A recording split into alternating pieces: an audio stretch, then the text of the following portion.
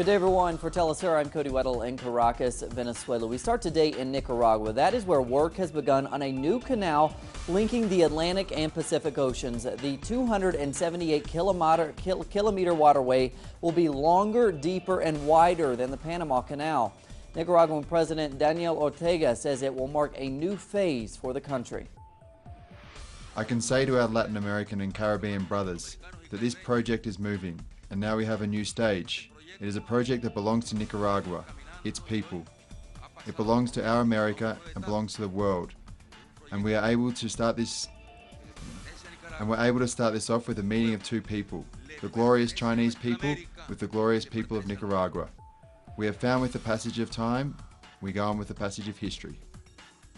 Bolivian President Evo Morales read out a resolution from the Group of 77 plus China. In the text, he expressed the rejection of the unilateral sanctions put in place on Venezuela by the United States. The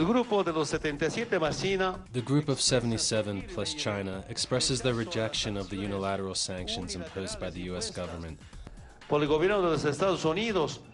on the Bolivarian Republic of Venezuela. We reaffirm the manifest and the declaration adopted at the Summit of Heads of State of the Group of 77, condemning the imposition of laws on outside nations and all other forms, including unilateral sanctions. And here in Venezuela, the National Assembly is electing its leaders. We go to Rachel Boothroyd now for the update. Thanks, Cody. Well, the Christmas holidays might be officially underway here in Venezuela, but politics is carrying on as usual. Today, the country's National Assembly was officially in session in order to elect representatives to the country's principal public authorities, a process which has so far been held up by the country's political opposition. Now, in terms of these new representatives, we actually saw Luisa Ortega re-elected as the country's public attorney, as well as human rights lawyer Tarek Hassabi, elected for the first time as the country's ombudsman. Another important piece of information for you is that the country's political opposition parliamentary bloc abstained from voting on the 9 new rectors who will form part of the country's National Electoral Commission, meaning that this decision will now be deferred to the country's Supreme Court of Justice, given that the National Assembly failed to reach a 75% majority.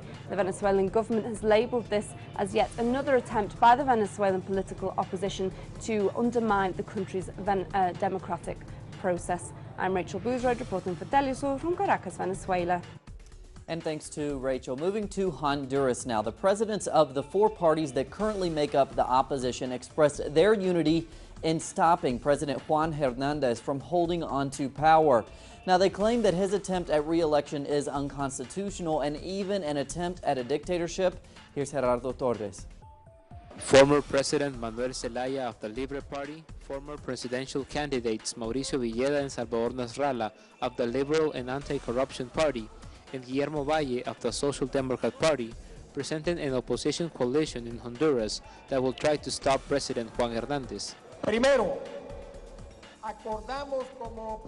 First, the opposition has united 4 parties to defend the people against the installation of a dictatorship, and in defense of citizenship and rights that we as Hondurans have guaranteed in our Constitution and laws.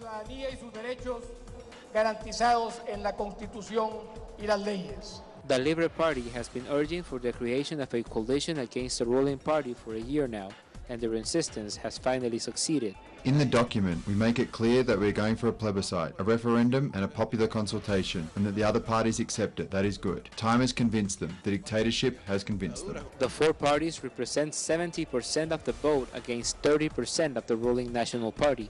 I think this is a gift that as a united opposition we're given to the people of Honduras, which is ending the year with so many blows to the country and institutional conditions that are not favorable to democracy. Next year, the debate over re-election is going to get stronger, but if the opposition maintains its unity and gives an opportunity for a popular consultation, many things could change in Honduras. Gerardo Torres, Telesur, Central America. Thanks to Gerardo. We go to Peru now, where students are marching against a law which they say removes benefits and discriminates against young workers. Here's our correspondent there, Raul Mora.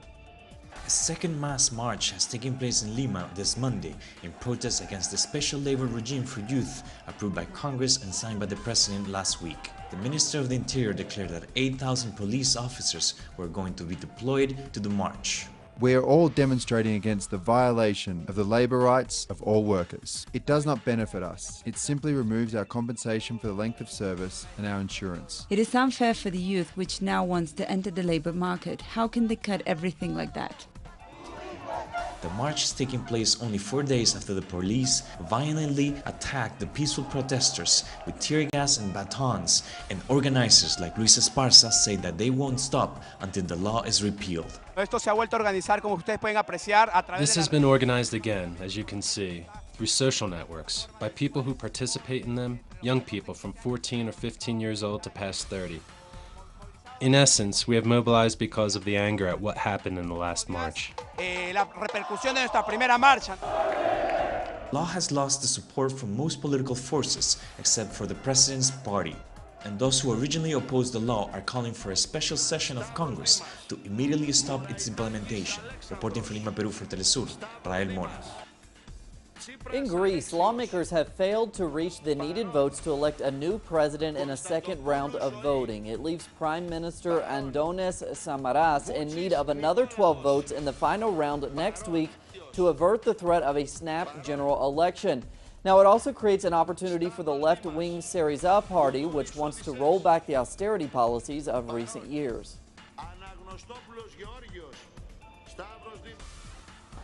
In the United States, people gathered in Seattle, Washington to call for an end to violence. It comes after 2 police officers on opposite sides of the country were killed last weekend.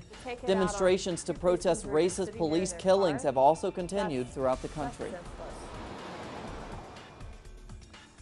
In Palestine, Egypt has announced that the opening of the Rafah border, the only crossing not bordering Israel, will be extended. For more on the development, we go to Noor Harazin.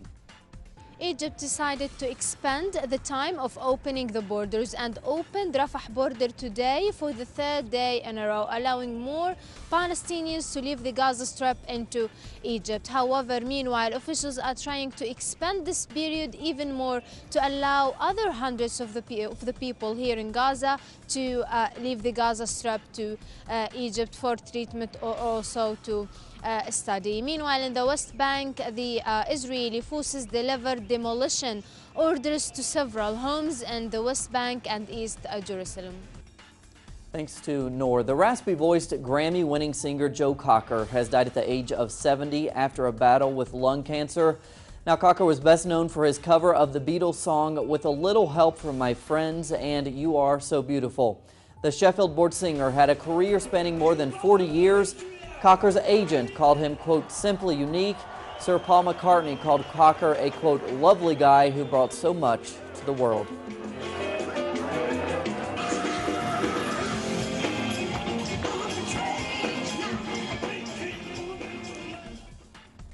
Rest in peace. More on those stories and others at our website, telesurtv.net/English. For Telesur English, I'm Cody Weddle. Have a great day.